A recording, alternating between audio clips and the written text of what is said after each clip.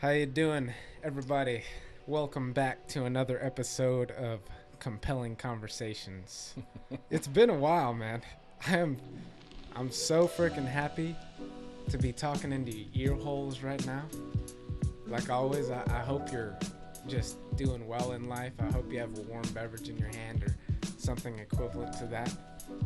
Got me a little Bud Light, my friend. Yeah, we're interviewing pretty crazy guy.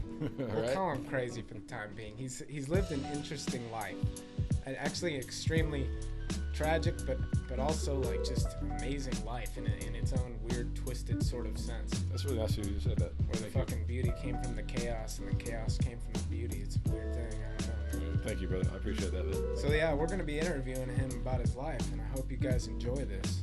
It's gonna be a good time. Okay, so before we start, can I use your name, or what should I call you? Absolutely. I don't care.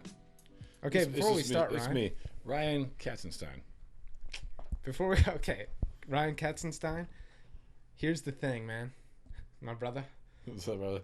What's up, my son? When we talk about this story, we're not just going to be talking about it to talk about it. We're also going to be talking about it because, if we think about it, talking about stuff in our life can be extremely beneficial from a therapeutic sense for ourselves and for others that might hear a similar I like story. that. I like it. And so, we're also going to be studying what happened to you from a few lenses. We're going to be studying it from a socio-relational lens relating to women. Interesting. Your relationship to women, like people's relationship, like men's relationships to women. And then, Do I need to close the door? I think I'm taking this Do too I need far. to close the door, dog? I'm not talking about you know what I'm saying though, right? Yeah, Just I get you. Here I we think go. I'm just Here we go. ranting, man. We don't have to be that detailed. By all about it. means, man, just shoot at me. All right, man. So I guess you should start off by asking something that might be relevant to your childhood. And it just so happens that Kobe Bryant died. And No, he was my emulation my entire childhood. So I was in ninth grade, I think. No, that person specifically, I watched him play basketball. Not just basketball, but I watched him as a person. Kind of a hard ass. I always enjoyed that. I kind of became that person. I was Kobe Bryant. If you watch me on the basketball court, I will do that. I will ruin you. No, that's what Kobe Bryant did. He took his anger and his hatred out on the basketball court. It was awesome. I love to watch Kobe Bryant. 20 years on the Lakers. Never skipped a beat, man. He didn't do a Michael Jordan. He didn't cop out, dog. He didn't go to the Charlotte Hornets and nothing like that. Always a Laker, forever. And to hear that news today it was pretty devastating because here's what happened. Like this morning, I made my wife, Marcy. I said, "Hey, watch this right here." So I put on Kobe Bryant's. It's called The Muse. I recommend it. It's a pretty good video. It's Kobe Bryant's life basically in basketball. So for some reason I said, "Hey, you gotta watch this thing right now." Apparently, at that same period of time when we were watching the news this morning, it was a helicopter crash, and Kobe Bryant is now he's dead. Like you got to be kidding me! Like, there's no fucking way, man. There's no fucking way. Okay, let me cut you off there, man. Because I'm curious. Why was he important to you? Like, why as a kid? What was going on in your life that made him resonate with you? Because my parents, I was basically like a latchkey kid, right? A latchkey kid, Yeah. You know I what I don't mean? know what you mean by that, no. So I would go home. There's no parents home. Open the door. I'm by myself. In a big old house. Like, I think that my parents thought that they could buy everything. Like, yeah, I'm gonna buy everything. Well, my parents were always at work, so no. But I was watching Kobe Bryant one day. So you're sort of neglected? Sort of a little bit, not too bad. Like, they were pretty good, but my mom was good. But man, you want to go into that shit? Like, I can go into that shit real bad. Well, that could be one of the lenses, man. I mean, if we're talking about family, that might be beneficial for someone who's. But that's only if you want to talk about it. I will talk about anything you want to. Well, It's up to you, man. I'm gonna let you take your flow on this Kobe Bryant thing and how it relates to that. No, the way that he attacked the basketball court, he was vicious, ferocious. He loved just putting his hate out on the basketball. Bam. He was awesome, man. Like 20 years on the Lakers, 20 fucking years, dude. Nobody. He didn't go to any other team. Never did. They retired 8 and 24. Two jerseys. Two jerseys for one player. That never fucking happens, bro. And then today, I don't know. I was like, hey, Marcy, this is my girl, right? Marcy, you need to watch this thing right now. So I put on The Muse, Kobe Bryant's The Muse, and we're watching it.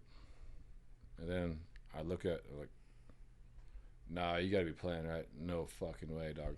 No way. You guys are lying to me.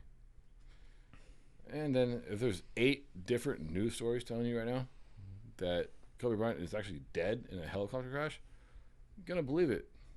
I hope it's not true, but I think it is true. I think he's really gone. Sounds like it's true, man. I think He's gone. True. My hero of my life is gone.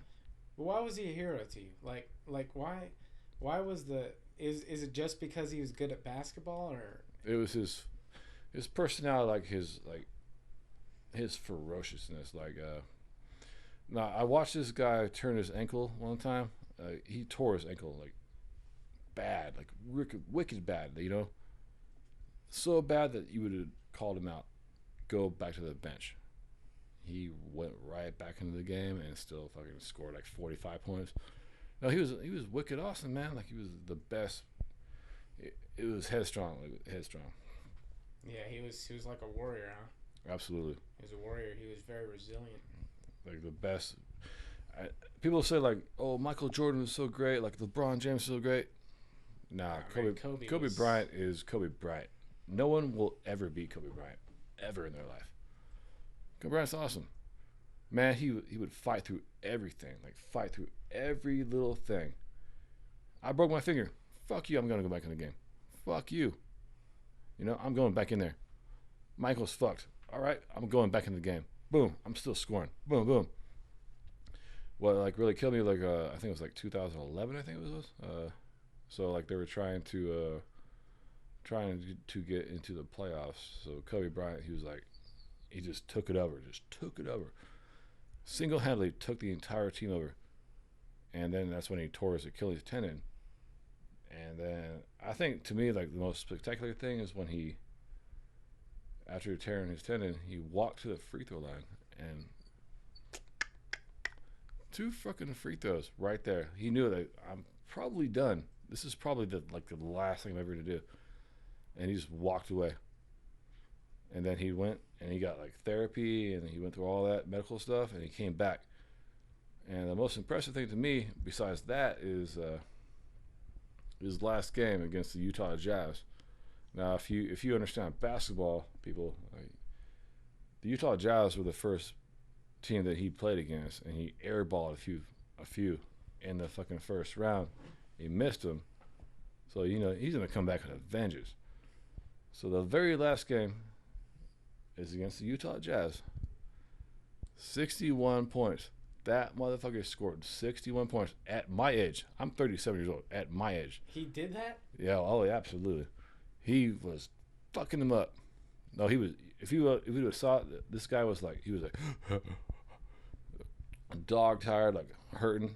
He was so tired, but he was still ferocious. Like it was Kobe Bryant. That's my favorite player. Always will be. And hey man, rest in peace, my friend. I love you, bro. That's really cool, man. That's an amazing story you told about Kobe Bryant, dude. Thank you. What else you got for me? What's up next? What's next? Well, dude, I guess I should ask something more specific. Like, we can observe that you've had a chaotic life. Absolutely. And this is a chicken or the egg thing. Was the chaos somehow embedded in you as a person? Was it destined to come by virtue of you being you, or are you just a victim of the chaos? And if so, When did the chaos start? Let me. That's kind of interesting, man. That's a very interesting question.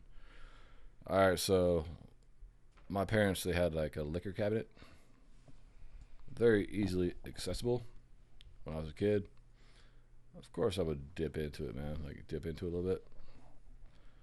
I remember one time, like I had a beer. I drank like a Bud Light or something, like whatever my dad had, like sitting there. Because my dad, he used to drink a lot, and he just completely stopped when I was younger. He just stopped.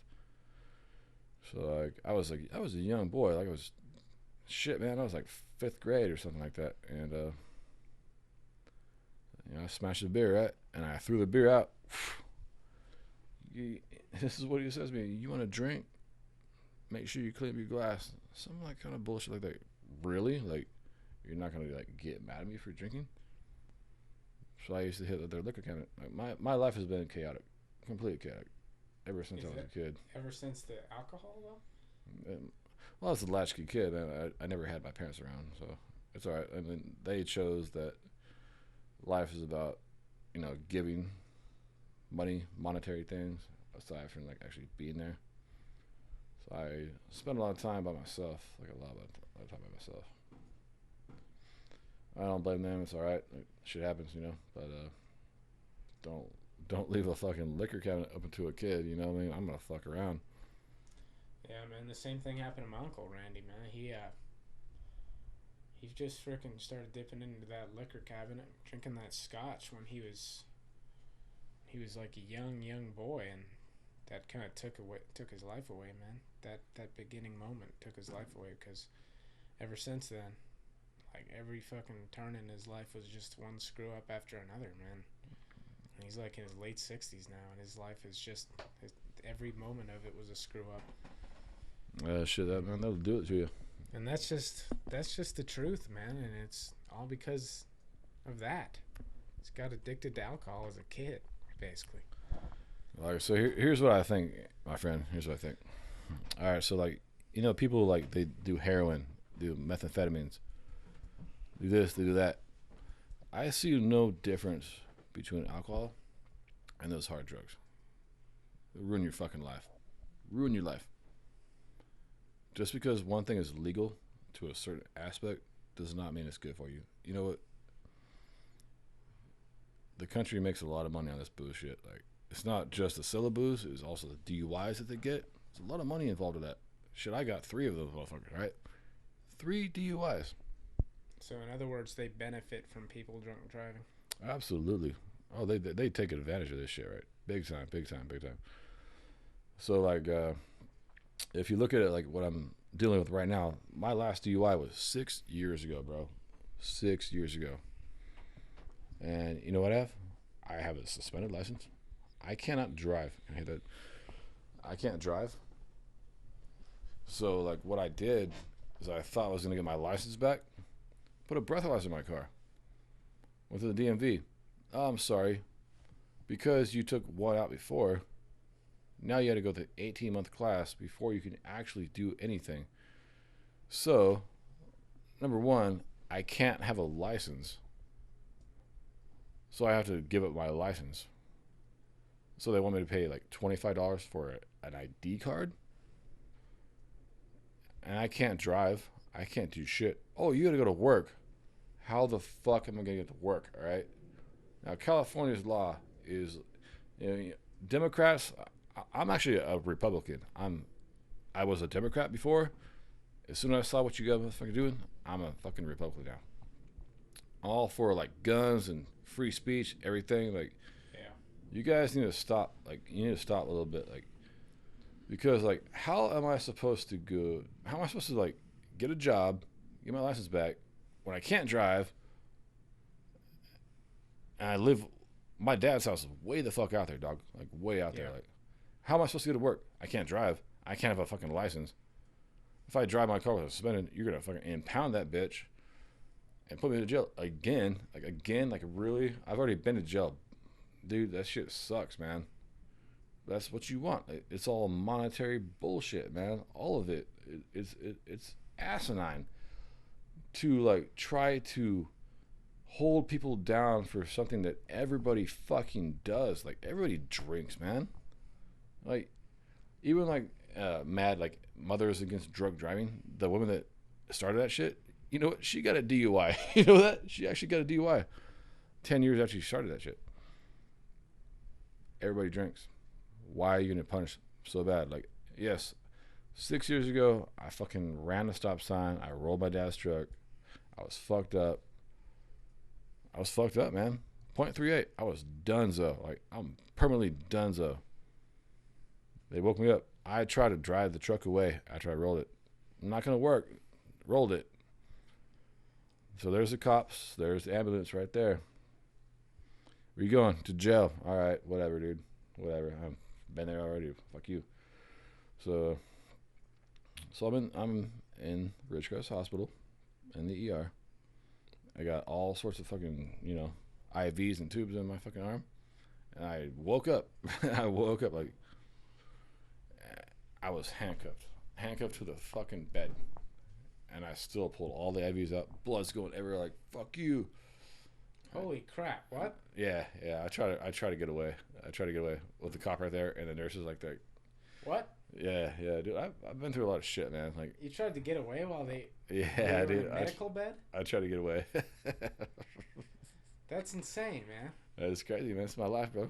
Like, okay, let me ask you this now. Go for it. Because you're kind of going off, on a tangent sequence. I always do. Huh? So I need to bring back to the beginning again, except through a different lens. So we've discovered a couple different lenses. We've discovered the lens of alcoholism. Yeah. We've discovered the lens of, being sort of a lonely child. Yep. We've discovered the lens of, now we're gonna kind of get into this other thing, which is you've always had this crazy intellectual pursuit, and your alcoholism, it runs inextricably intertwined with your intellectual pursuits. And you're a very smart man who's very well educated, so I guess tell me about how it all started. When did you become interested in intellectual stuff, and how did you progress through all that? I've always been like an intellectual my entire life, man. Like, I've had my IQ tested 141. Yeah, that's pretty high. That's pretty fucking high, man. That girl downstairs right now is higher than me, and that trips me the fuck out, bro. Oh, she's like, let's talk medicine right now, and she would like medically just light me up. Like, I hate you right now, but all right, whatever. It's cool. I've never seen a girl smarter than me, so I got one. I got a ring on my finger. I marry this girl. Yeah, I love this girl, man, because it's fucking awesome, man. Like, it's fucking awesome, dude. Like, I know, dude. I know. I'm getting off tangent. I always go off tangent, though. That's okay. I'm glad you got to get that out, man. But she found me, bro. Like, she found me, man. She's like, here's the fucking fish line. Come here. I'm like, all right. And here I've been. It's been awesome, man. I love this chick downstairs. I love this girl. Love her to death. I don't care how much we fight. I still love her. But I've always been like, when I was a kid, I guess a kid like about your age, honestly, like as a kid, because I'm an old man now. I'm kind of older now. Dude, I'm creeping on 40 years old, bro. Like, I'm kind of old now, man. When I was like 19, 20 years old, I was Dean's List, everything in college. I was so fucking smart, dude. They used to use my test for what is it called? What is that called? When they use like, what the hell is it called? So like they take my test score and they like, all right, this is what we're gonna use. So every answer that comes by is based on your answer. What is that called? Wait, what? I don't know what the hell you're talking about. No, I'm trying to figure it out. No, so like Well, what point of your life was this? Like, when was this? Oh shit! Like, what was what? Oh, 19.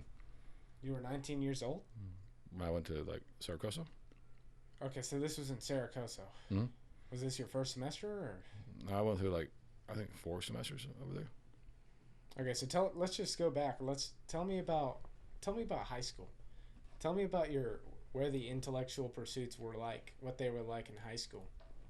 Let's go through your life kind of You really want to chronologically. hear this, man? You really want to hear this shit? Yeah, man. All I right. just want to hear your life, like All right. chronologically. All right. So like high school, I really didn't give a shit. Used to I just scooted through it all. Show up when I wanted to. Most of the time I wasn't there. Smoking weed with the homeboys. Always smoking weed. Away. Always gone. I still passed though. At a certain point, like all my friends, they went to the military because they dropped out of high school. Like I still managed to like pass tests and shit, like without even being there. So my senior year was the first time I actually really was there. I got a 4.0 my senior year. Holy crap, dude. Yeah. What classes were you taking? Do you remember? Yeah, every like what you're supposed to take, like English, history, all that. I know a lot of shit about history, man. That's like my major profession is history. You can ask me any Wait, historical really? thing. But you went down the medical field. Both of them, man. But this one downstairs, man, she makes me feel like a fucking dum dum. No, Yeah. she's so smart though. I can't handle it. She's so smart though. So what were you more interested in high school? History or medical stuff? Well, you have to acknowledge the fact that when I was 14 years old, I got married, basically. So I was with Wait, really? yeah.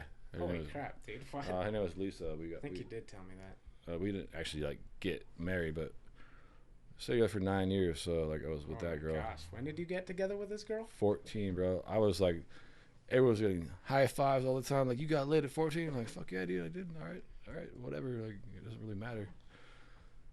So like, we stayed together forever, and it went into college. College kind of fucks it up, but no, when I was in high school though, I really didn't give a shit. I really didn't care. I was in love. Like I found somebody I really loved. I was in love, man. Like it was awesome, dude. Like fuck school, fuck everybody else, fuck everybody. Like I'm in love, man. It was awesome. Like it was the most beautiful thing you ever. And I mean, but did that relationship make you want to think about the future, man? The future security? no, no. Why not? Why didn't you All care? you see when you're like that is just right now. Fair enough, bro. Fair enough. So like this is funny. Like this is funny to say this, but with this one right here, I feel like I'm 15 years old again. I'm giving her fucking hickeys on her neck, loving each other. Like you might it, not want to get too much into that. no, but I feel like I'm young again. Age is just a number, man. It's fun though. Like this is fun. She probably listened like this motherfucker. You know what I mean? Like, Well, I'm not gonna publicize it until like probably a week later to give you a chance to decide whether or not you don't worry want about it it. public. Don't worry about it. It's all right. It's all right. I don't think it's really that bad. It's really not that bad. Okay, good. So, dude, but what'd you think, man? I mean, so where you're a senior in high school. This is a big stepping stone for a lot of people. It's like, what am I gonna do? I'm a senior in high school. Where is my life gonna take me? And what were you thinking, man? You were just like, I'm gonna go to Saracoso because I'm in the moment. Like, Actually, no. All right. Here's my senior year. tell me all about it. Oh God, how do I start this thing, man? Like, all right, so I think it was like January of my senior year. I'm still doing pretty well. I'm still smoking weed, but Lisa didn't like me smoking weed, right? She hated it. So Is that what the girl's name was? yeah, Lisa. So I was with my boys one morning, like 6 o'clock in the morning before I went to high school. I smoked a bowl, and I threw out this whole fat bag of weed, and I just stopped smoking. I stopped smoking. Wait, for the girl? Yeah. Oh, absolutely. They do. Wait, why did she hate you smoking? Because No, the girls just do not like that shit. Like, ask the one downstairs. They don't like that shit. I don't know why, but they don't like it. It's just the way it is, man. It just is. So I threw that thing out, and I went to class that day. And I remember specifically, I was like, hey, let's go for like a little road trip. So she gets in my truck and drive all the way through the mountains and everything. And all of a sudden, the weed just wears off. And I'm sober. I was sober for years, dude. Like years. So then we started going to downtown Los Angeles, go to raves. Like, we're ravers. So I took ecstasy for the first time. So wait, what year was this? Shit, what was it? Senior year still? 2000. So senior year still, or? Yeah, still senior year. Wow. Okay, so tell me about that. What? I know, right? It's fucking crazy. We went out there and there was this huge rave. It was in Orange County, probably 80,000 people. So actually, for my first time. Holy shit, man! Wow, whoa, that it was fun. And Lisa's fucking like my girl's like, we're all tripping the fuck out, dude. Like, what the fuck? And then we started going to raves every weekend from that point on. Oh shit. Yeah, I was 17 at this point. So my senior year, I was good until like I think March of that year, before I graduated. Like, just raving my fucking brains out, dude. Like, there's a place called the Fox Theater in Pomona. This place is awesome. Like, you can ask all my fucking friends, man. Like, I'm not gonna call them out right now because shit was funny though. Nah, like, took ecstasy.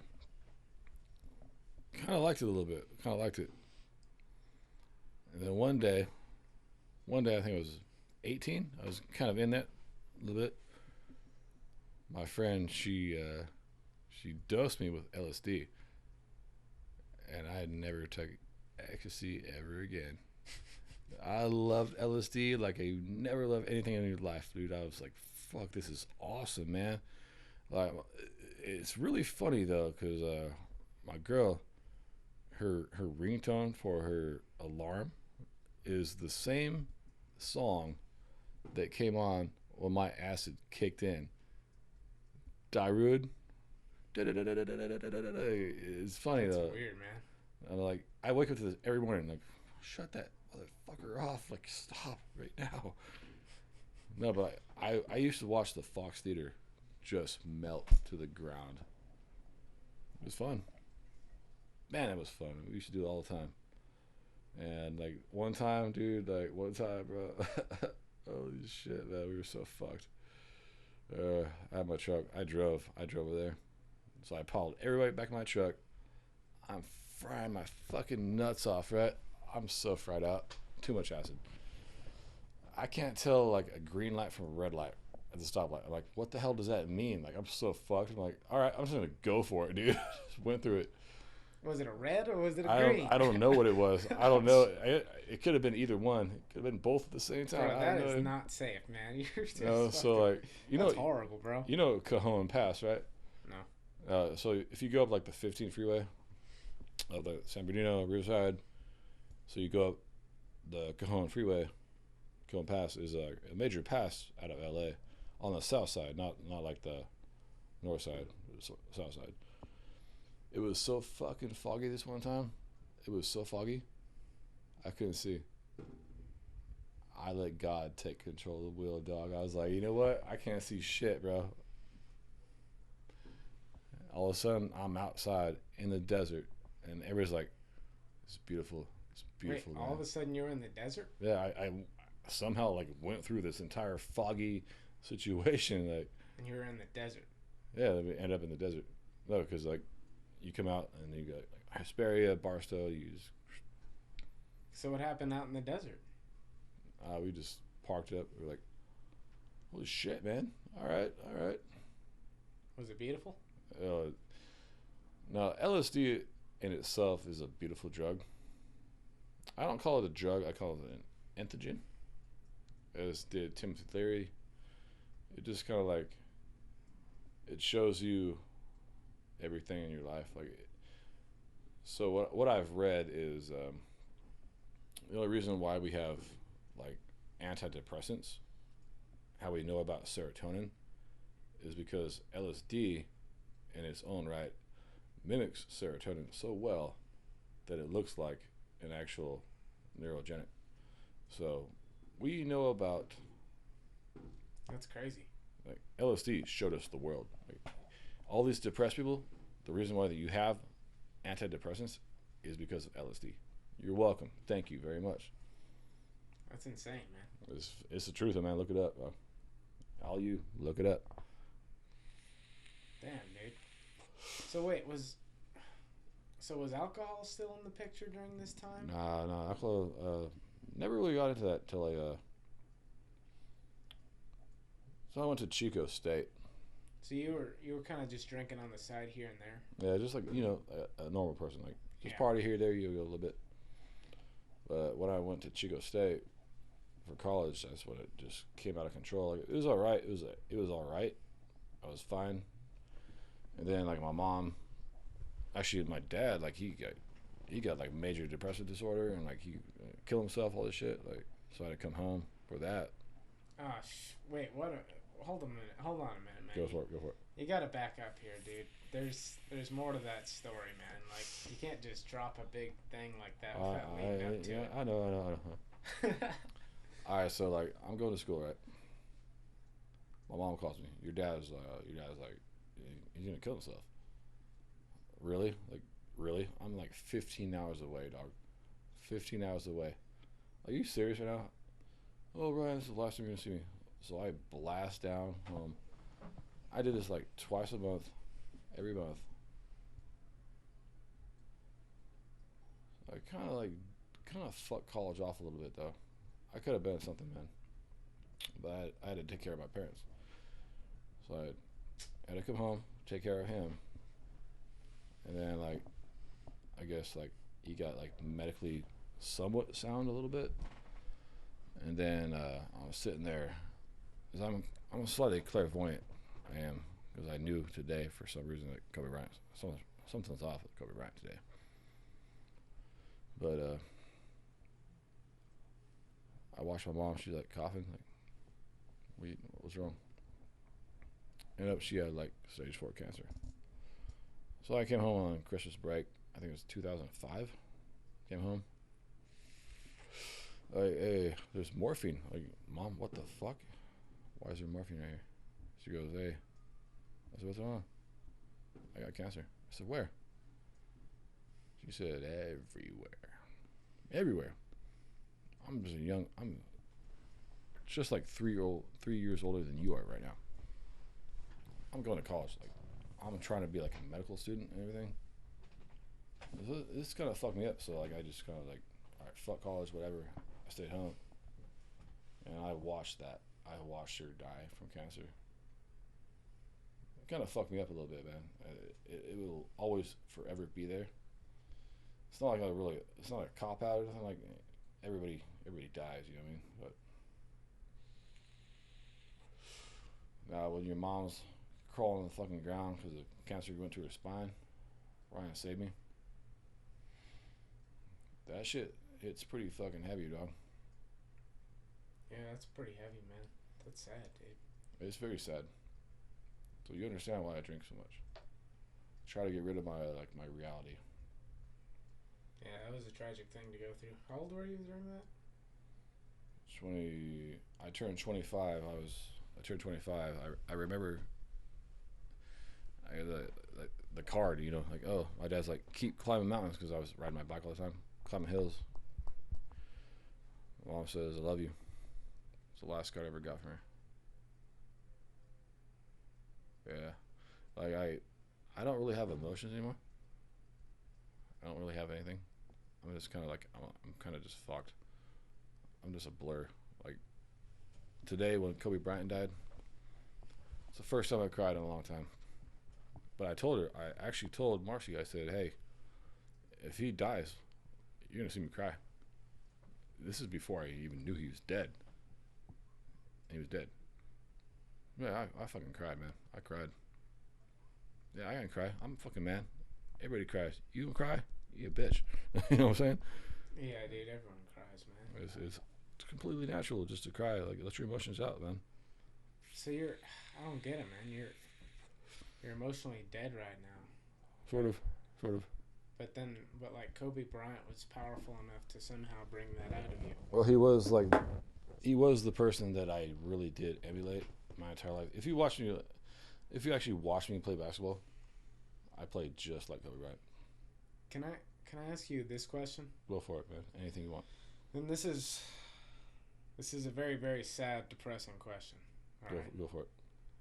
But Is it possible that on some subconscious level that the reason you were so sad about Kobe Bryant's death is because Kobe Bryant in your life basically symbolized the good, like the best possible good? Because when you were in college and you were wrecking at basketball, you were being like Kobe Bryant, like in all, maybe all the freaking part of you that had hope was somehow symbolized by Kobe Bryant, the part of you that wanted to have hope, and now you're talking as if you feel hopeless with your lack of emotion.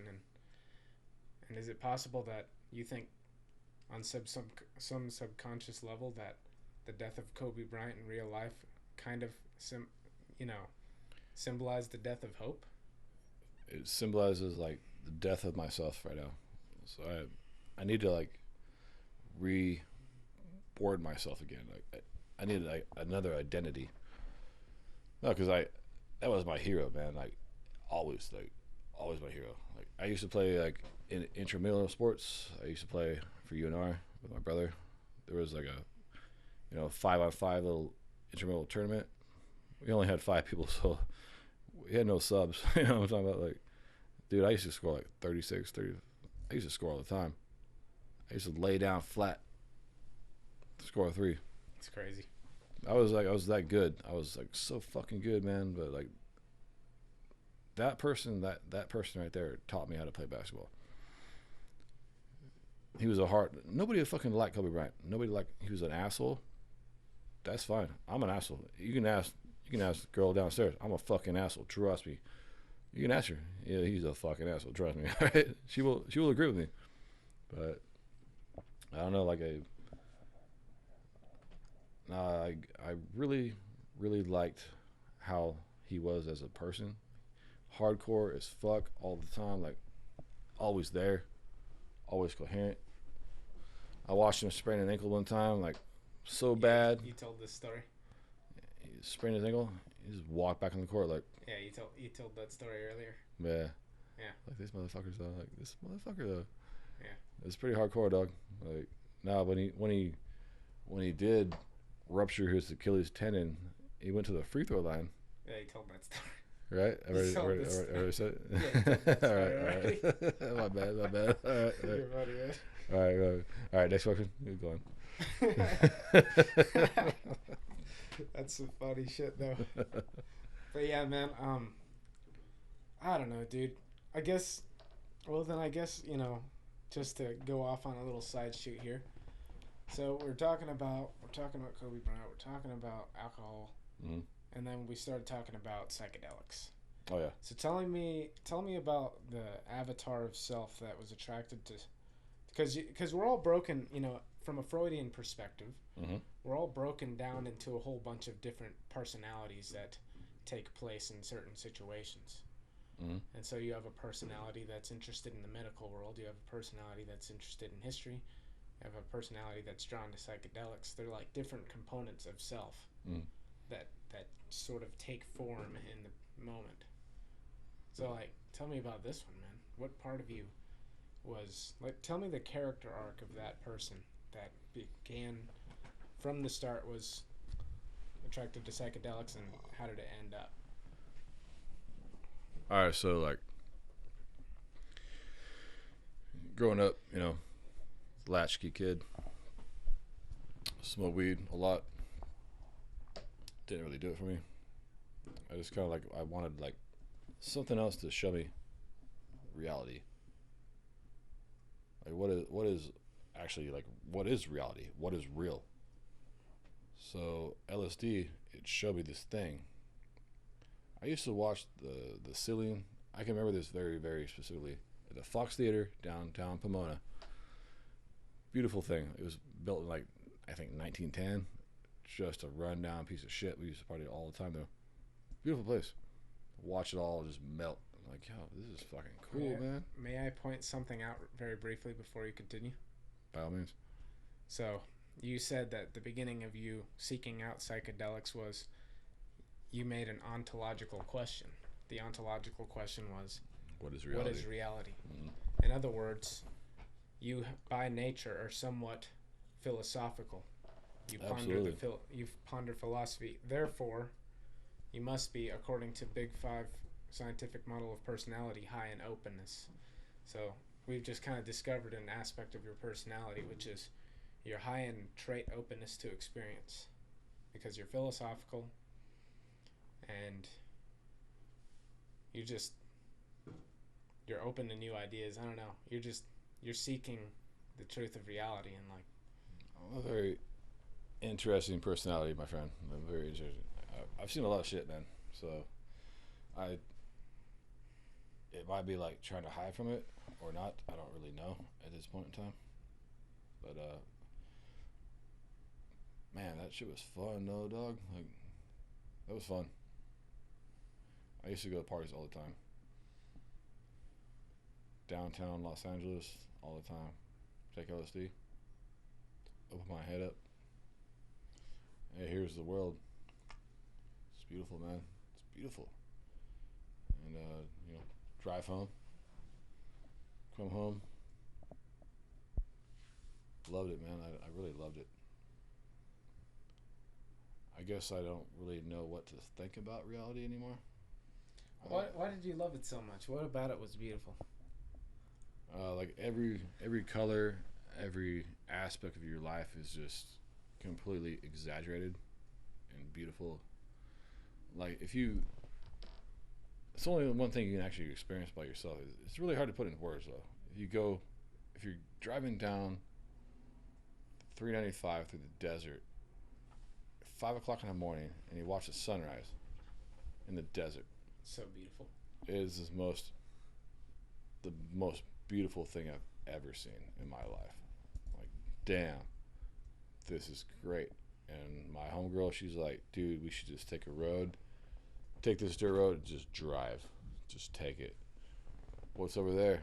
I don't know. That is like, it is completely open-mindedness. Like you said, like open-mindedness. Like it just, hey, what you think you know, no fucking idea, you know? Socrates. Absolutely. The only thing I know is that I know nothing. Exactly. That's what I put on my Facebook. I've only gone through like 3 Facebook profiles in the last 3 years, so I keep deleting them. So I'm like, this is funny. Like today, I tried to get my Facebook profile back, so I put it in. I brought myself back to like a different Facebook profile from the past. I'm like, what the hell? I was like completely shocked by that. What the fuck? It was like years ago. I'm like, I got like 26 messages I got to respond to. I'm like, what's up, guys? What's going on? Like, motherfuckers, like, what the fuck? What the heck? I know, right? It's crazy. No, she's like, what the fuck, dude? Like, I don't know. She won't even add me as a fucking Facebook friend, though. She's like, yeah, I mean, I don't even do that. Yeah. It's funny, though. I don't know. So that's crazy, though, man. But I don't. So that's. You I wanted don't know. you wanted LSD to show you reality. Yeah. You wanted to know more about what did you come up with? It sounds like you didn't. You kind of just realized that it's just too much for you to understand. I just feel like life is just. Now here's the best quote I've ever heard. All right, what is the point of life? Everybody always questions this all the time. What is the point of life? Yeah. You know what it is? To live. I'm gonna tell you exactly. Yeah. To just live it. That's Yeah, you it, told me dude. that There's once, actually. right. That's for my boy. That's my boy right there. I just missed you. My bad. Good enough. No, that's the point of life, though. Just live it, man. Now you look at it like if you can dispel this with what just happened today with my boy Kobe Bryant. He was just on a fucking helicopter ride. Fool's dead now. He just died. He's gone. Like, you might as well just appreciate what the fuck you have. Like right now, her and I, we get to fight all the time. I'm kind of fucking sick and tired of fighting all the time. Just live the life. You know, it's a crazy thing, man. Because that whole thing, I don't know why I'm laughing. I'm just laughing because I'm always bringing up some deep philosophical thing for no reason. Mm-hmm. But here it is, man. Go for it. What you just brought up, about The point of life is just to live. Hmm? That is just another way of saying basically the universal, you know, that's what basically all religions say in one way or another. Put it into a Judeo-Christian, Judeo-Christian sort of ethos or like Hmm. whatever it is. The point of life is just to relinquish authority to God, to relinquish authority and just to let Him lead your life. Interesting. That's Interesting. basically it. It's like give Him the wheel, like you said earlier. It's like that's the Christian, Judeo-Christian thing. And then let's go to a Buddhist scenario. Hmm. Hmm. The point of life is just to to be just, and that's why they meditate, because their core thing is just trying to be in the moment and be at inner peace, at enlightenment, because the only way to really be is to not be in the past, not be in the present, not being in society, and just get away from all worldly desire. Just be. Just be. Just be. So it's kind of a universal thing. So like it sounds like that's kind of what you're doing. You're just relinquishing authority and just letting life take you. Hey man, you ever heard the term? It's a Buddhist term. Just do the dishes. You ever heard that before? No. You ever just done the dishes? Yeah. Just do the dishes. Just to do them. All you think about is doing the dishes. Yeah. This is a Buddhist thing. All you're doing, you're just doing the dishes, man. That's it. I mean, a lot of their meditation was actually like mopping and stuff. Just being in the act of mopping. Absolutely, man. You know? I think like we all have this concept of God. Every religion does. It's the same thing, man. We're all fighting over the same shit. Okay. I know, right? It's just like jihad, Christians. We're all fighting. Akna Akwe, what the fuck they say? Like, you're, Allah Akbar. Yeah, right. It's all the same shit, man. Like you're fighting over the same thing. Like look at the past, dude. If you look at the cave paintings, now here's a trip you out a little bit right now. Look at the cave paintings. If you look at the walls of the caves, from many, many thousands of years ago, there's a spaceship, okay, on the cave walls. This god that comes through, it's from another planet, dog. We're looking like actually, if you look it up, it's kind of weird though. It's like ancient alien shit. Yeah. I mean, we're all looking at the same thing that comes from the sky. Like, why is it coming from the sky? Because it's a fucking alien, dude. And that's astrology too. That our ghosts go into the stars. That basically, when we die, we live among the stars and we create constellations. And that's how our like Western culture incorporated astrology into their metaphysics, because now when we look to God, we look into the sky. That's essentially astrology. Sorry, dude, that was a random thing. No.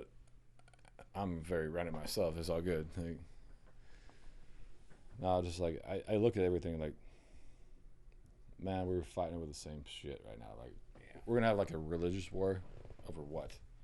The same fucking thing, dog. Like, it's just so pointless, man. This is funny though. Like, I was when Donald Trump decided to like murder that guy with the bomb, it was like a month ago. Yeah, I don't remember what his name was. Blew him up, whatever. So I saw pictures of what Iran was before it turned into like a Islamic state. It looks just like America. Yeah, it was dude. The place was very urbanized, very westernized. The country was highly westernized. The CIA fucked that up because they went in there and they toppled frickin'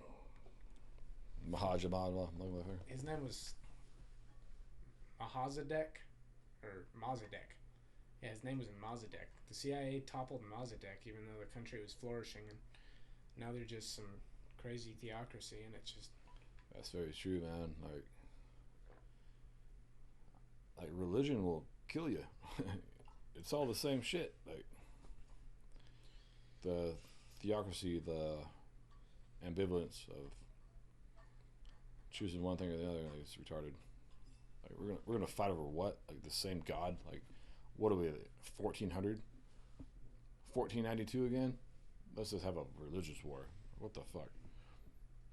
It's stupid. Like we're going at it right now for what? It's probably because over there in Iraq, Afghanistan, that whole area has this highly productive opiate farm. Opium. So Yeah, I've heard about this. so now I have a lot of friends in the military. So now we get an influx of opioids. Oh, we have a heroin epidemic. Well, you guys kind of created this thing. You know why they do it? It's all about money, man. Everything about money, all the time. Ain't nothing else to it. Man, you ever been broke? You ever been so broke that you had to live in a tent out of your car? No food? Hell no, I haven't been like that, man. I'm super fortunate. I have. I have actually been that broke. I was living in Mammoth in a tent. Was it cold? I think the coldest it was like 17 degrees. Shoot, dude, did you freeze your balls off? No, I had to get out the car and make a fire. Nah, my ex girl and me, like we had to live through that shit, man. Like so, I was like, all right, stay in here. Kept the car on, kept the heater on. So I went out there. I mean, everything's frosted over. Everything's wet. I find pine needles. Start a fire. 17 degrees. Start a fire. I'm shaking. I'm just wicked shaking. I'm so cold. Get a fire going. Luckily, get it going. And then we got that thing going, and then I was like, all right, it's going. You can get out of the car now. Turn the car off. She came next to the fire. We're hungry, so she had to cook. She had to cook like chicken noodle soup. She was like, right there in that car. Next to that fire. 17 degrees outside. You guys ate chicken noodle soup out of a can? Mm-hmm. Damn, dude, that's crazy, bro. I've been through a lot of shit, man. I've been through a lot more. How'd that happen? How'd you end up homeless with this girl, man? What time of your life was this? How old were you? Shit, that was like not that long ago either. About 3 years ago. Wait, how did you end up there? Okay, so back up. Like, okay, shoot, man. How did your life lead up to that? I mean, so a lot happened after college. So what happened after you had to drop out of college? So I wanted to get out of here, like Ridgecrest. So I went to Reno. You know what's crazy about that, by the way? My Uncle Randy, who I talk about, the alcoholic, he spent a lot of time in Reno, man. He ended up there too, man. And he said those were the best times of his life. It's fun. When he was in Reno. It's pretty fun, man. I was smashing chicks all the fucking time. I was smash chicks one night to the next night. So one night, I'm gonna get Aretha. She just moved in. She just moved in with me, and we stayed there for 4 years. She was cool though. She's alright. Do you want me to cut this part out? Can you hear that? Yeah. Alright, well, I don't really care. Honestly, I don't give a fuck. I mean, I don't mind cutting it out. It's my life. It happened. So okay, so what happened in Reno? Tell me about Reno. I was trying to go back to school, right? I never went to school. I did not go to school. Wait, why not? Why not, man? Because the bar is way closer. So that's when it started? Oh, yeah, dude. I went to the bar all the time and just drank. Just did what any bachelor would do. Then, she just happened to move in. And for 4 years. You lived with a girl for 4 years in Reno? No, we moved around all over the place, man. So this is the girl that you traveled with and stuff, and that's when you lived in a tent? Mm-hmm. That's the girl. What was that like, man? Those years just traveling on the road? Humbling. Okay, what all places did you go? Tell me about your journey. We went this is how we survived. It was Indian casinos. If you go to like an Indian casino, you get a player's card. They give you free play. So take the free play, balance it out, take like $5-8, fill it full of gas, drive to another one. Do this for like 15,000 miles, man. Living in the car, sleeping in the car, going to Indian casinos. Damn, dude, you did that for how long again? It's about 3 months, I think. 3 months of just going to Indian casinos and living out the car, waking up in like a casino parking lot, having a piss outside. Like, I hope nobody sees me. What? Yeah, dude, I really did this shit. Like, it was fucking. This is real. Now then, we just go back inside. Like, sometimes like some dumbass will drop money on the ground. Letha used to pick up the money. Wait, people would give you money? No, they would just drop it on the ground like on accident. And Letha just like. How much money was it usually? I think the most that we ever came up was $120. What? Off of one person, just dropped it. That's crazy, dude. I know, it's crazy, right? I had a very good time too. We were fucking broke as fuck. No, we were living out the car, dog. Like, we were like eating canned food out of a fucking like. If I can find a campground, maybe if I'm lucky, start a fire. It was Arizona. Went through all of Arizona, all over the place of Arizona. To California, Arizona, a little bit of New Mexico. Didn't really find New Mexico to be very kind. Wait, why not? I think New Mexico's beautiful, man. No, that place is like it's a prison state. I mean, it's a really politically corrupt place, but I think the desert's beautiful there. Oh, absolutely. Oh, it was beautiful. We had, I think, one night we stayed there. Just woke up like, damn, this is kind of nice, but hey, man, there's no money here. So we just went back to another fucking casino. Yeah, that place is broke, man. It was just that entire life that I lived, man. Like, man, I'll take it with me. Like, definitely an experience for sure. Like, yeah, it's a pretty crazy experience, man. that, I mean, dude, so I mean, how did that? Okay, so how old were you when it started? How old were you when it ended? How did it end? And how did it impact you as a person? so that started, I'm going to say about 2017, I think. Very recently. So we just kind of... 2015? 2017. I met her in 2015, but I still worked and everything, but she didn't work. So wait, when did you move to Reno? 2015. Then I left with her. We just left. Oh, so you spent some time in Ridgecrest before that. Okay, we're going to need to Kinda go like back to that later. Kind of like a little bit, like not too much, like it's going to hit or miss. Like, all right, let's go. We're out of here. More time in Mammoth, I think. Like, more time in Mammoth. Like, we used to just live out of the tent and... Oh, wow. So you did that by yourself on a... No, with Letha. Okay. Yeah. Sorry. Okay, so continue on. Sorry, man. Oh, that's all right. Don't worry about it. Where was I going?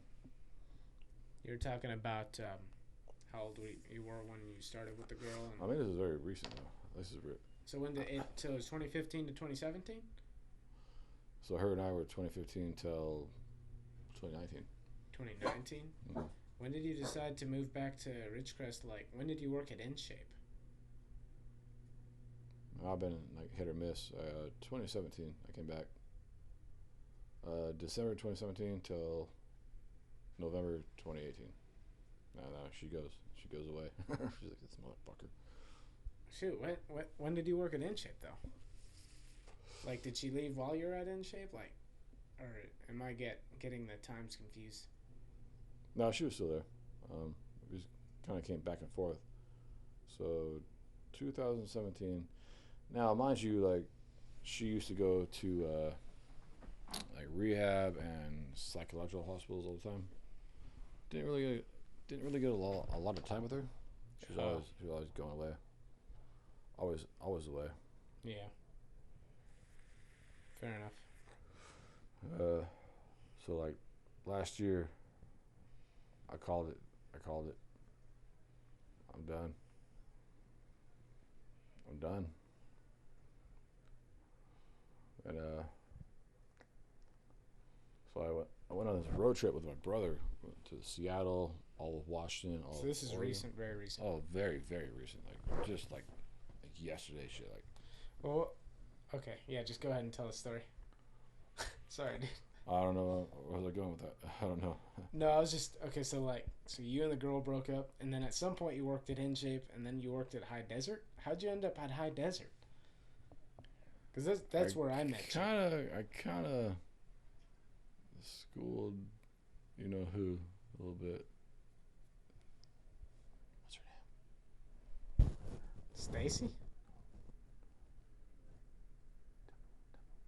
Oh yeah, what about her? I kind of like meandered my way in there. Wait, how? I'm good at what I do, bro. Good with my words, bro.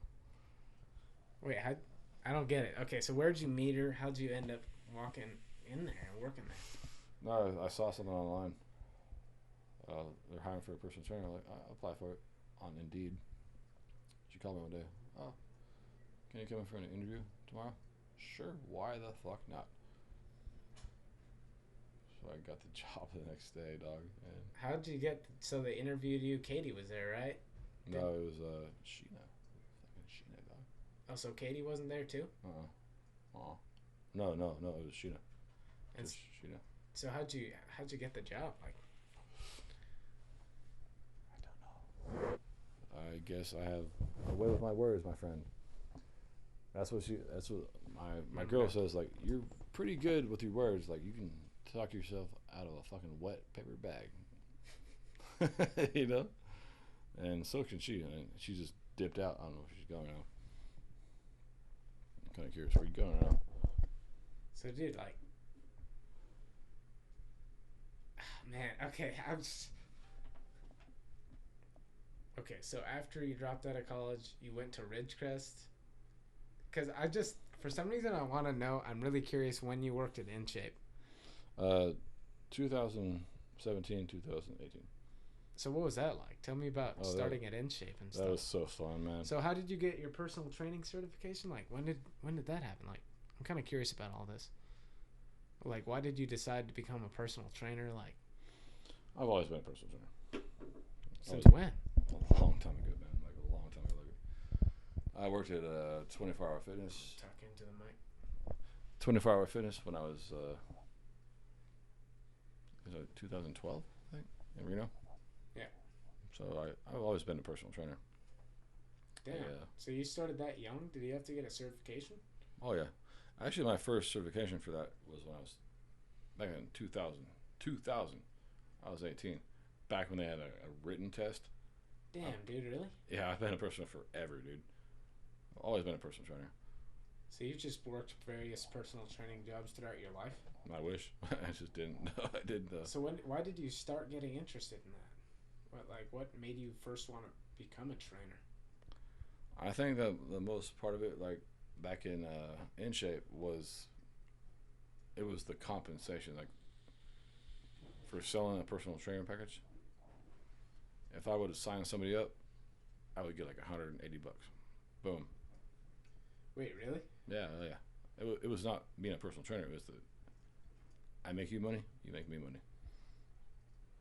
Dude, I was so good at like duping people out of shit. Like, oh, you really need this. Sign up. So you just convinced a bunch of people to get clients? Yeah, dude, I did. How'd you do that?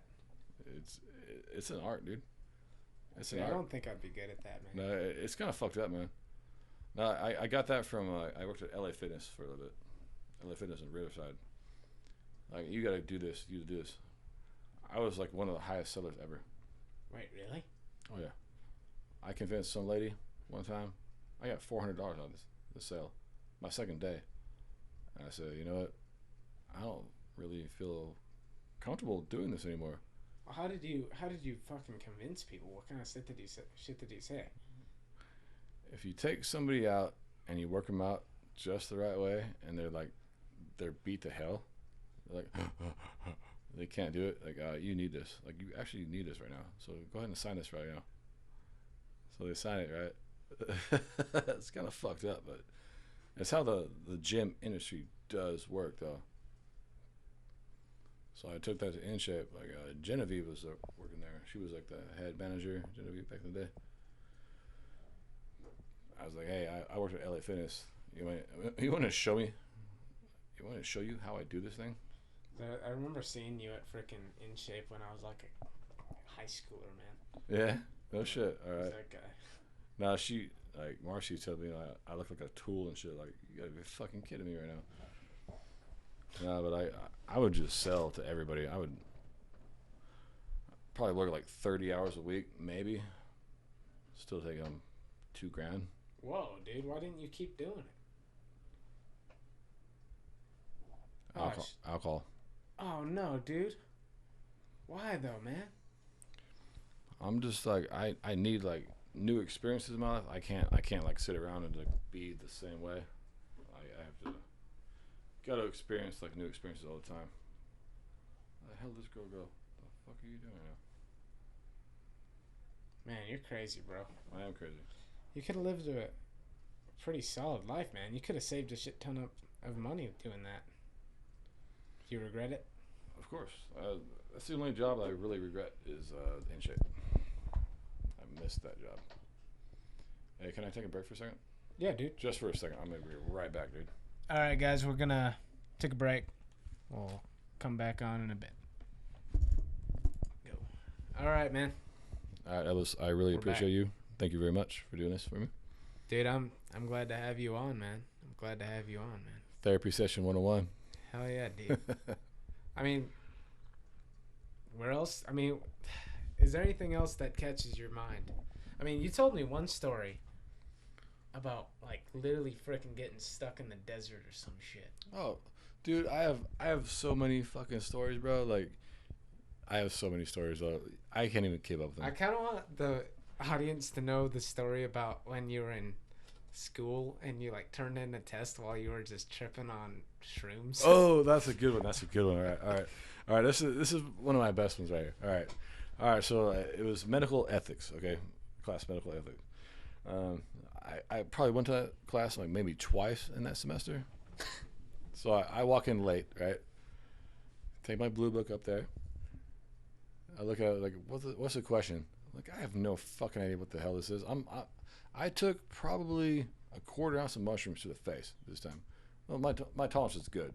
If you take mushrooms every single day, you're gonna have like a pretty high tolerance, right? So a quarter ounce, all right. Well, and my brother's in town as well, so I let him. Oh my god, this is all over the place, dude. All right, I'm gonna start from the beginning, all right? Retract. Okay, so with my tolerance, and my brother's in town, I was like, all right, Devin, I need to go take a test real quick. So I gave him some mushrooms, and he's watching 1408, the movie 1408. You ever seen that before? No, I haven't. What is it? It's pretty fucked up, man. Look it up later. It's fucked up.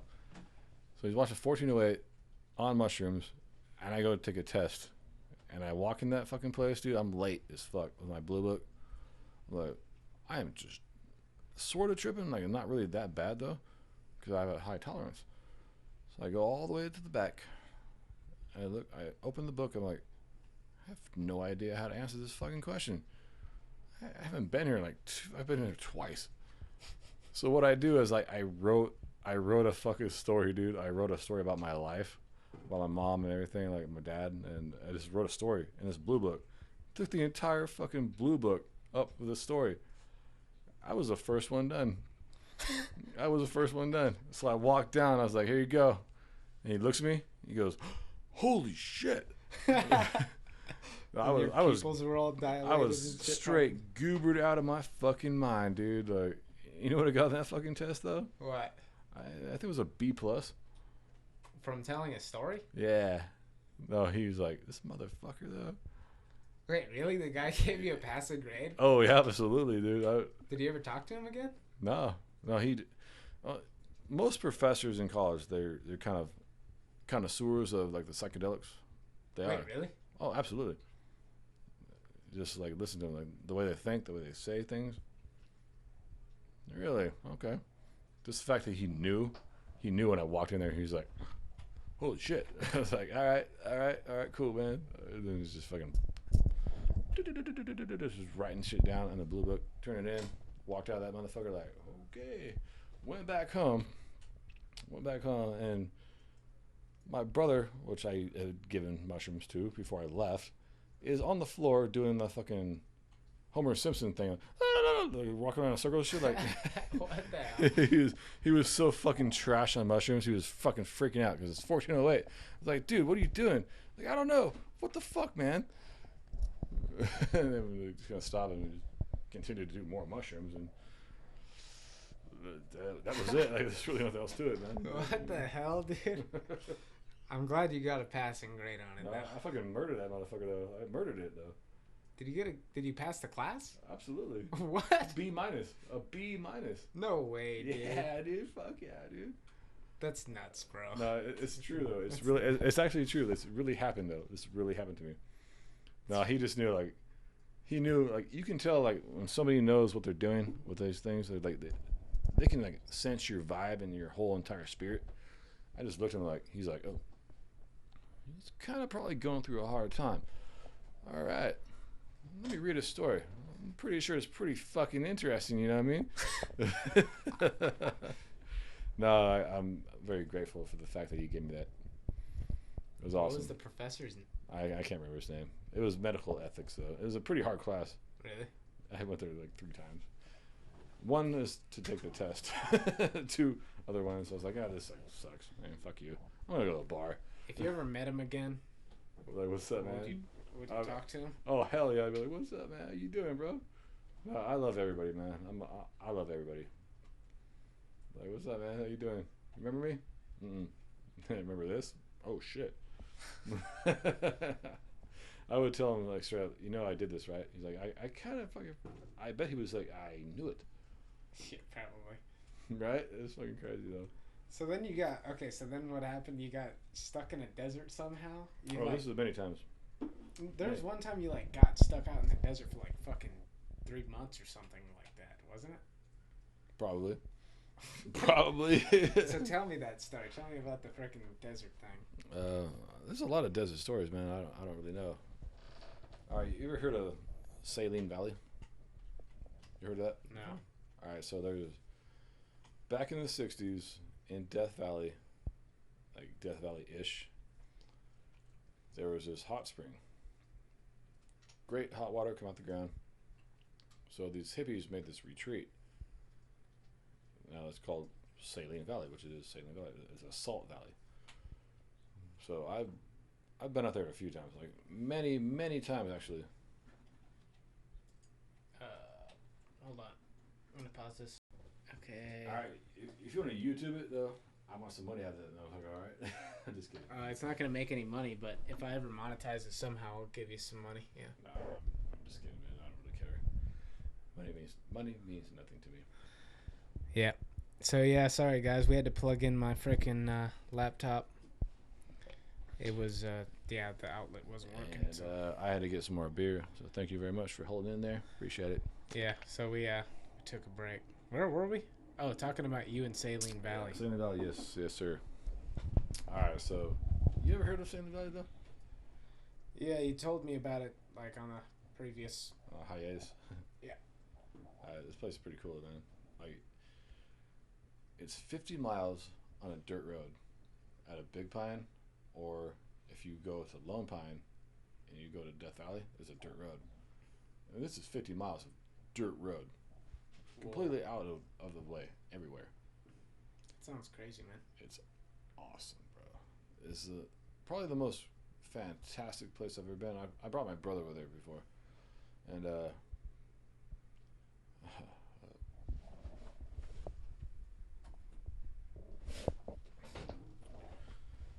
so one time.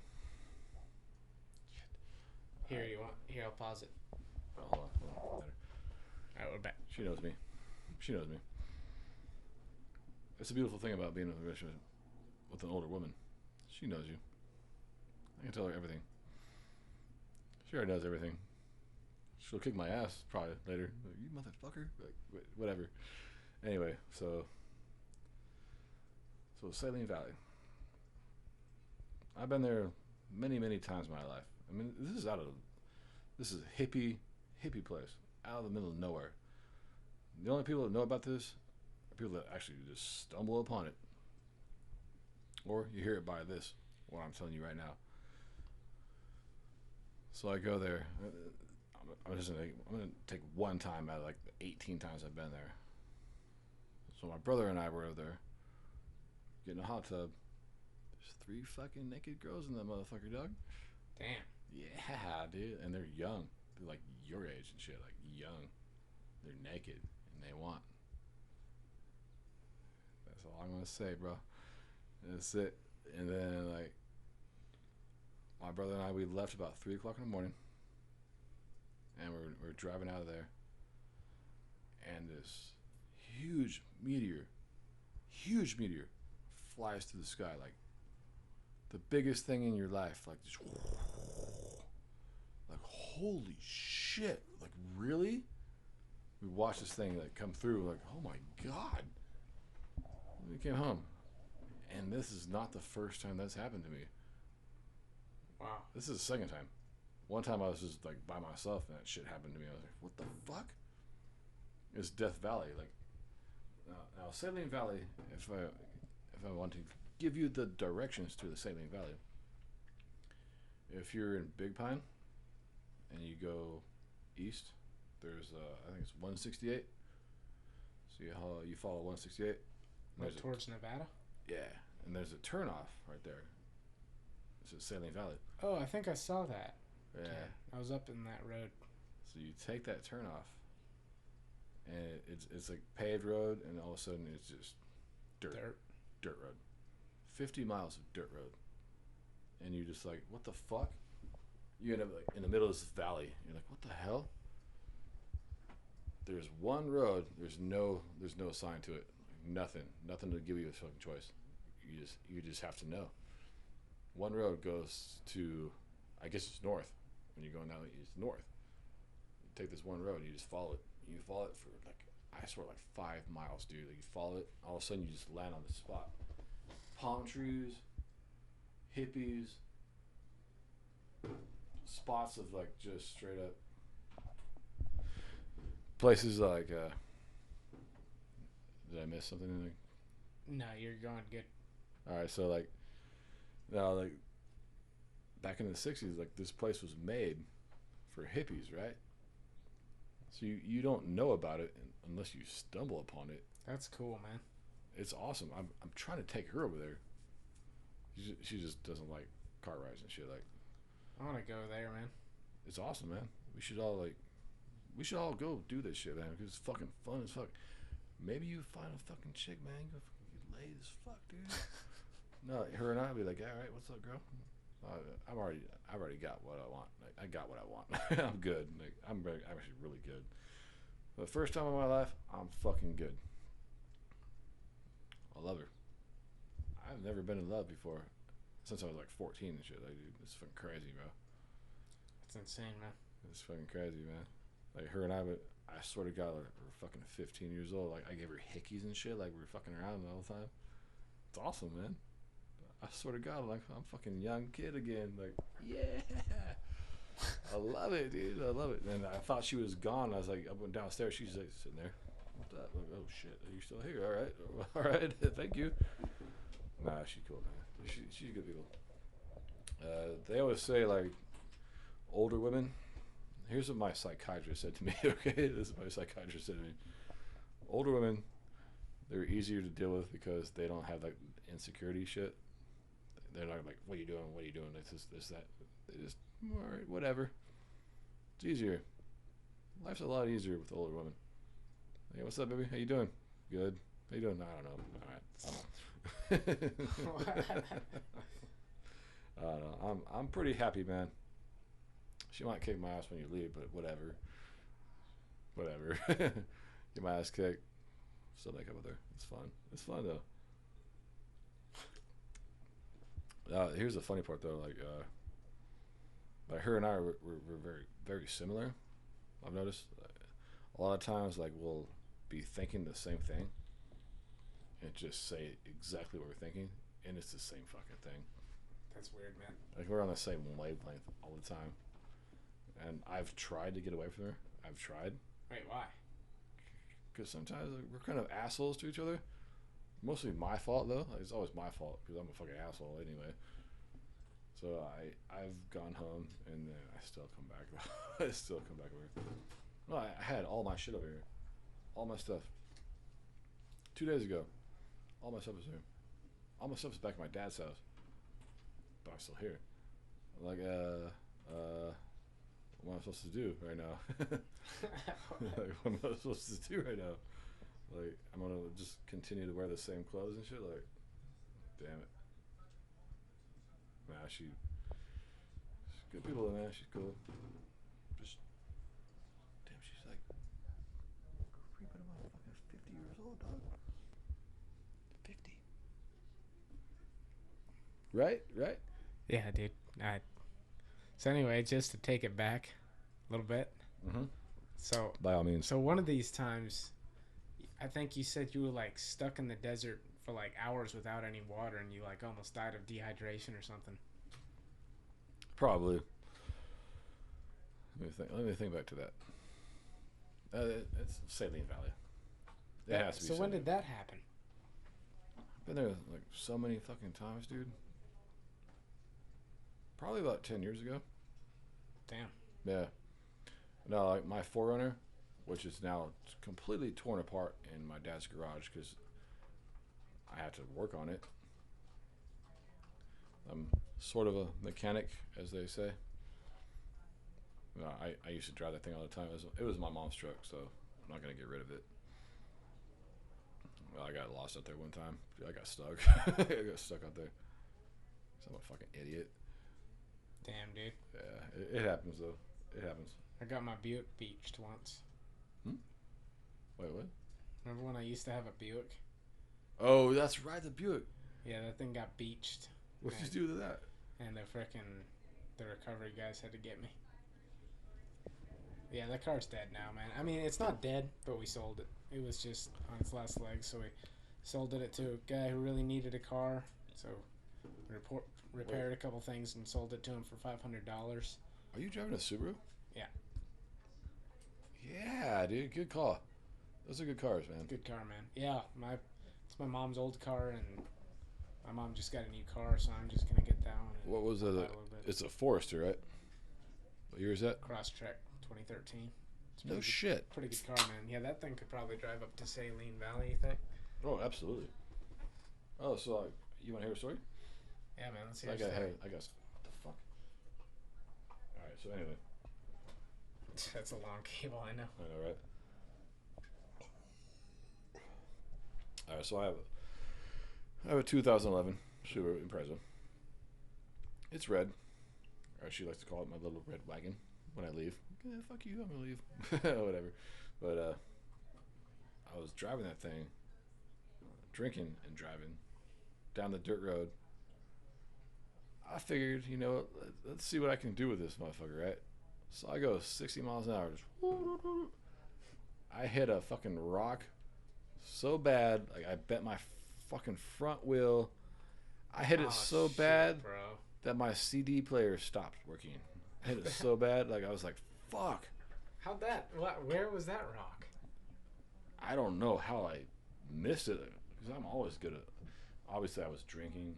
Otherwise, I'd be like, all right, whatever. Oh, you're dumb, dude. Why? I don't know. Is this like? Do you want to tell? Can you tell the story about how you drove all the way down 9 Mile Canyon, like totally intoxicated at like 90 miles an hour? Oh shit. Okay. That was while you were at High Desert. Now this is. I kind of wanted to like X-name myself that day. I didn't. Why, dude? Because I fucking hate myself. All right. I hate myself. I hate life. I've been through too much shit. I'm getting sick and tired of everything. Like, I'm fucking almost 40 years old, bro. I've seen more shit than anybody will ever see in their life, all right? Yeah, you've had a lot of fucking shit happen, dude. So I'm just driving down this motherfucker like, you know what? Let's see what my fucking Subaru can do right now.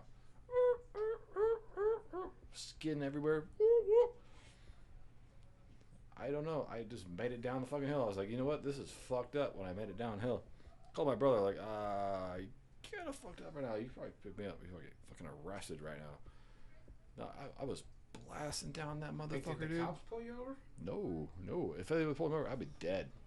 I'd be in jail right now. Like, dude, if I get one more time, I'm in prison. Oh, dude, you should probably be careful about that then. Mm-hmm.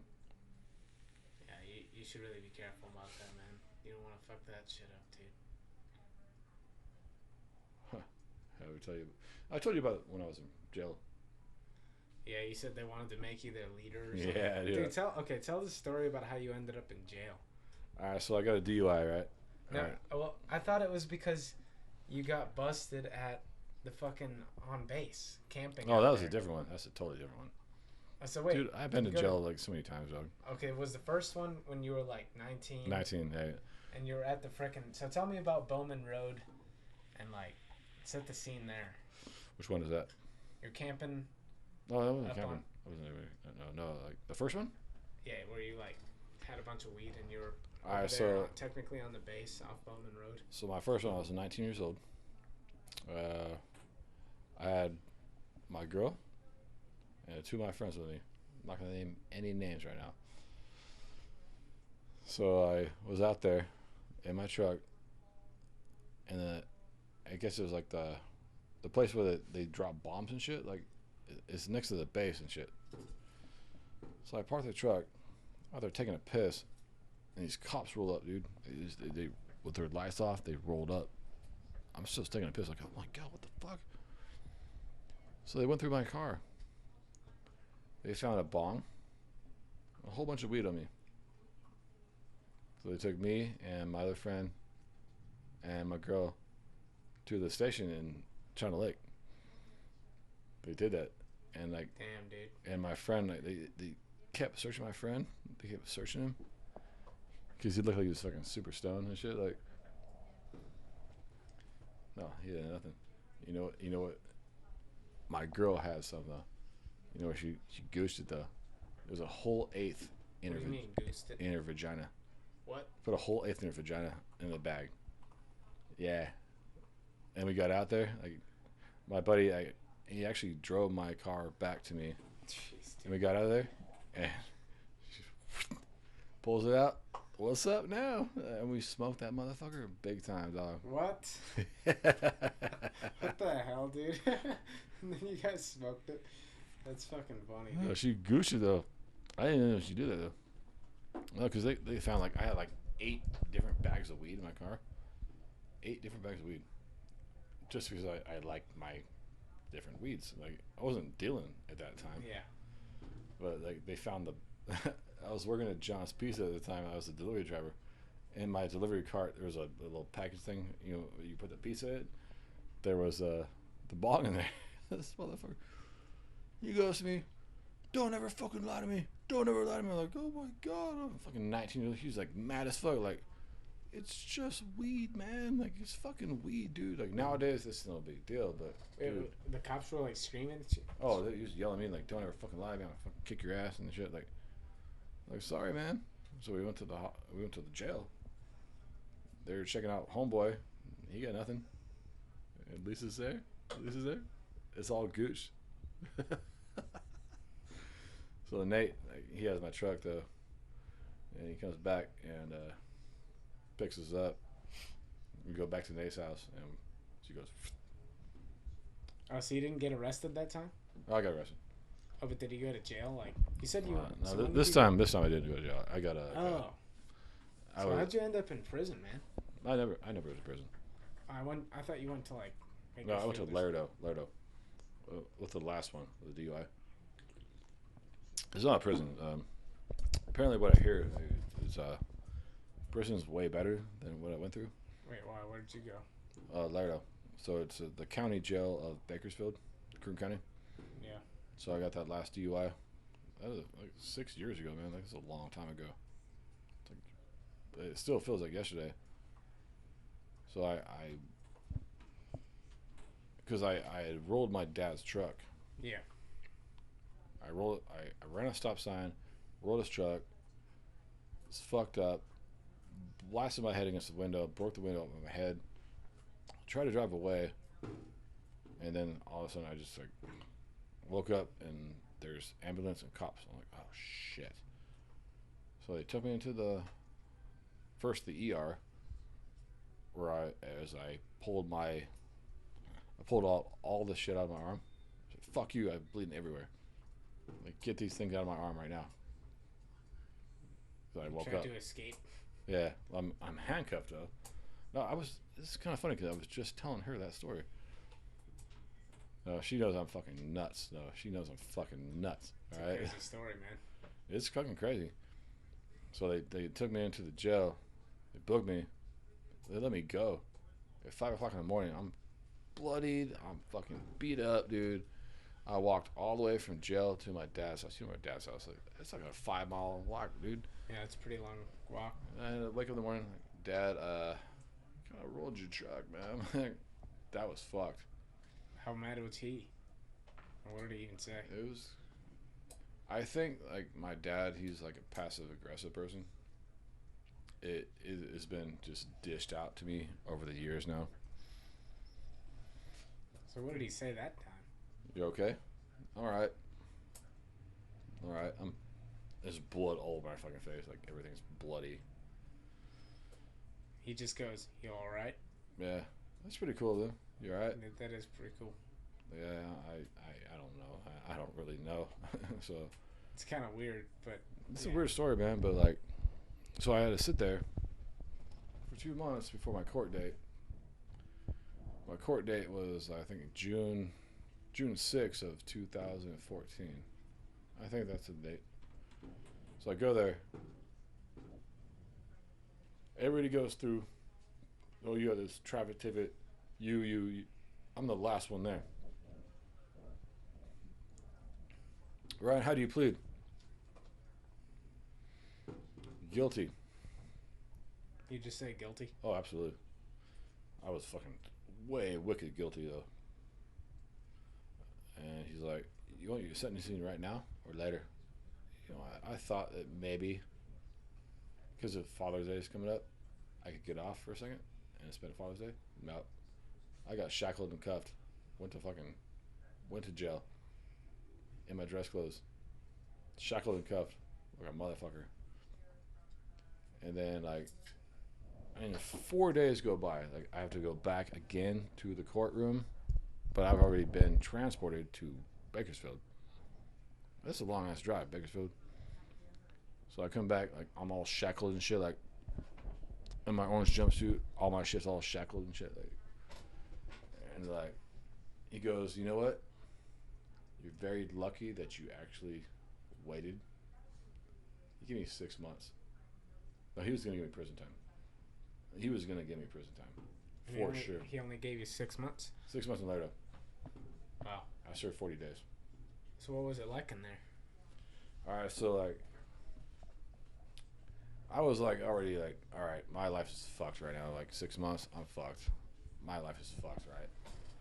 So I get in there. Now you go past like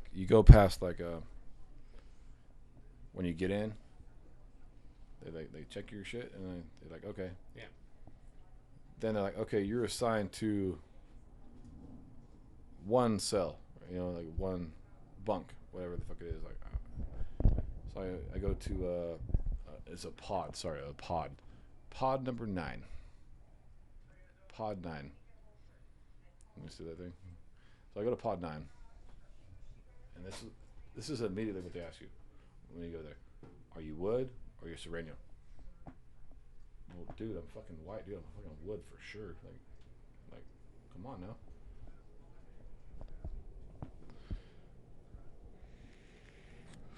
So that first day, you know, I need to make friends, right? Real quick, like real fucking quick. So I made friends with like one of the homeboys. Yeah. Big time. Like, hey man, we just walked the yard, back and forth. We were just talking. Like, man, you remind me of my cousin, so much, man. We just talked. Who was it? The guy reminded you of your cousin? Well, he reminded me of my cousin. Yeah. Oh, really? Why? This is the way you look, though. Oh. Yeah. So immediately I made friends really quick. This is really good. Like you have to do that shit, or else you get fucked up. And so the next day, not the wood side, like not the white people side, but the Sereno, the Sur 13 side. Yeah. So they wanted to ounce they wanted to get rid of the head honcho, right? So they tried what to. is Woods and Serena though? I don't know. What Wood is white, Sereno is like Mexican. Oh, they don't put black people with you. Wait, why? Oh, it's very racist over there. It's Bakersfield, man. Very Fair very enough. racist. Fair enough. Okay, so then what happens? All right, so this guy he's getting ousted because he's like head of the Serenos, right? So there's 13 motherfuckers over there trying to beat him up. I have never seen anything in my life like that. They jumped him, and he kicked the shit out of 13 people. Wait, how?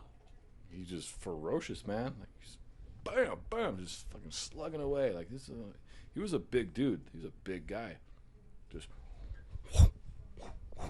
Just slugging away. It's kind of crazy, man. Because I mean, there's a reason he was somehow like at the top of a dominance hierarchy like that.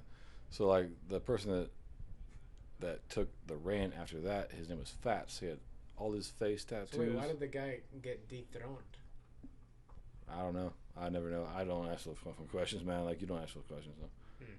No, but I remember sitting there. I was like, "This is my first fucking day in this motherfucker," and all of a sudden, all the fucking cops come in there with their rubber bullets and shit, like, "Lay down on the fucking ground," and like everybody's like, and like they didn't do nothing. Like there's no cameras in there. There's no cameras at all in Pod 9. Nothing. It's pretty fucked up. There's 45 people in Pod 9. Damn, dude. It's all politics, man. Politics. It's very, very dangerous. It's very dangerous if you think about it. There's no cameras, man. My fucking first day, dog. Like I watched this motherfucker just slugging away. Like beat the fuck out of these motherfuckers, dude. And he's just slugging away. And Fast got hit. Fast got hit pretty good though. So then, like, homeboy, he got taken out, and Fast took over. And Fast always said, "Hey, I look like his dad and shit." Like he's like, "What's up, pops?" all the time to me. Oh, really? Yeah. So like, I was crazy, like, man. always homeboys with the head leader of the Serenos. Really? Yeah, absolutely. That's crazy, man. And then like, I just kind of, I kind of like just skirted through the whole thing. Like I was like, all right, I'm gonna keep my fucking mouth shut, dude. Like, I'm gonna stop. I've seen people get their fucking shit kicked in, dude. I've seen some bad shit. Because like, if you fuck up in jail, in that little pod though, I think it's different now. It's different now. But like, if you get fucked up, it's all politics. So like, the head leader of like your race, they say, "Hey, all right, so you and you are gonna take him into the bathroom and you're gonna fuck him up." Damn, dude. One time, on my second day, here's my second day. This is fun. So, this guy, this is the morning, he farts in front of a Mexican. He farts when they're doing breakfast. And so, apparently, like, that's, you gotta fuck him up, right? So, like, the guys that were the head white dudes are like, "All right, Ryan, you're gonna do this." I'm like, "You know what? I'm not gonna do it." I told him I'm not gonna do it. Don't ever do that. Don't ever do that shit. I just got really lucky. Like, he's like, "Okay." I watched him get his fucking shit kicked in bad. Wait, they wanted you to do what? They wanted me to kick his fucking ass. So why'd you say you're not gonna do it? Because I thought. Well, I mean, so I mean, what? They didn't do anything when you No. chose. Very lucky. You don't ever do that shit. Like, I don't know. Like, What did they say? I remember homeboy's like, "All right." No, because I'm like a very, I will tell you what I feel. I said I'm not gonna do it. I'm gonna do it. They let me go. I watched him get his fucking shit kicked in. Damn, dude. Yeah, I'm glad they didn't make you freaking kick his ass. I know that kind of sucks, man. Kick your ass. Like nobody in that pod, like nobody get like. You think about jail and shit, like nobody get like fucked. It doesn't happen. Like you just get your ass fucking shit kicked in. Like, I have seen people completely just get beat down. Pretty fucked up. And then like the end of it, I think it was like the second day to my last day. This white guy comes in, right? This white guy comes in. Um, so I get when you come in, you got to claim your wood or your sereno. Yeah. So apparently he's been in it before. He claimed sereno one time. He claimed wood this time. Whoa. Yeah, that's called jumping shit. So what happened? Everybody got taken outside, and the Mexicans beat the loving shit out of this white guy. I mean, Because he jumped ship? yep, beat the fucking brakes off this motherfucker. And I was like, "What's going on?" Oh shit! All right, whatever. I'm not part of this, man. I just saw like, pop, pop, pop, pop, pop, pop. Everybody's just fucking annihilating this motherfucker. Bam, bam, bam. I'm not really sure if that guy lived or died. I really don't know. To this day, crazy, man. I don't know, man. And then like I was about to get out, like, "Hey Ryan, you're like the smartest motherfucker in here, dog. You're up next." I'm like, oh, fuck, you serious right now? I don't want that role. Too bad, you got it. Fuck. For some reason, God let me out. You were gonna be the leader Yeah, dude. No, they designated me as the fucking leader. I'm of dead the serious. what? Serenos? Oh, the white people, the woods. The woods. Yeah, the woods. That's crazy. And the next day they let me out. Got lucky, man. I'm no shot caller, bro. I'm just me. What would have happened if you were the fucking leader? I had to be a shot caller. What does that mean? If somebody pisses off, like the Mexicans. All right, so like, if there's one stupid white person who's probably addicted to like methamphetamines or something, does something stupid. So the Mexican leader comes to the head leader of the white. This person did so and so. So then I would have like, all right, I designate you, and you. Bring him to the bathroom, beat the shit out of him. Pretty fucked up, man. That's how it goes in jail. There's no cameras. There's no fucking cameras at all. Don't ever go to jail, all right? Shit sucks, man. I don't plan on it. Sounds pretty bad, man. I survived that experience, man. Like, I remember getting out. I was like, "Hey," my dad, my brother picked me up. I was like, "What do you want to do?" "I want to go to Olive Garden right now. I want to go to Olive Garden." I went to Olive Garden. Loved it. Got out of jail. I read like 3 books in there. There was one dude that had like a book about the Lakers and shit. Like, I borrowed this book from the fucking Mexican dude. I was like, all right. You read a book about the Lakers in jail? Yeah, dude. That's crazy. And like when he got out, I was like, "Here you go, man." He's like, "Oh, you want your book back?" I'm like, "Yep." It was a trade-off, books for books. That's crazy. No, I got through a lot of shit, man. I don't know how I do it, but it's just, I think it's just my persona, how I carry myself. I mean, you don't get a girl like this being a little bitch, you know what I mean? Yeah. Like, that girl's pretty hardcore, man. I just skirt through life being a fucking badass, I guess. And she's like, you look like this, motherfucker. You look like this. I'm like, all right, whatever, dog. Whatever, girl. Man. Well, dude, we're about, an hour and 40 minutes in. I think we're going to wrap this up. But what else do you have to say, man? Like, what else? This whole life up in a neat bow. Is there any big thing you missed? Like, what else would you like to know, my friend? I want to know your reflection after dredging your memory through this whole time, through this whole endeavor. What did you learn about it? What's your conclusion of all this, man? How do you make sense of this shit? I feel like it's kind of like psychotherapy a little bit. What does it mean to you? So what did you gain from that? Well, me personally, I've already told my story to her. I've already told her everything. She knows everything. So I told you. I guess I just told the world. What I can give you right now is like, dude, you're a young man. You're a young man. Dude, I'm an old man, bro. Like, you could be my fucking son. There's certain things in your life, you need to make a choice. Don't fuck up like I did, okay?